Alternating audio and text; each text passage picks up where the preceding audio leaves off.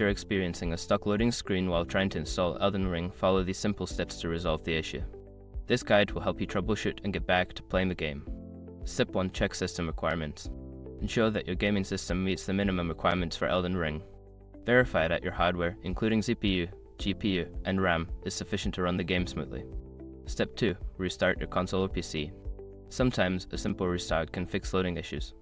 Turn off your console or PC completely, wait a few moments, and then power it back on to see if the problem persists. Step 3. Clear cache. For consoles, clear the cache by holding the power button until the system turns off, then unplug it for a few minutes. For a PC, you can clear the cache by deleting temporary files. This can help resolve any corrupted data causing the loading issue. Step 4. Check for updates. Make sure your game and system software are up to date. Check for any available updates for Elden Ring and your console or PC operating system, as these updates can fix bugs and improve performance. Step 5. Reinstall the game. If the issue continues, consider uninstalling and then reinstalling Elden Ring.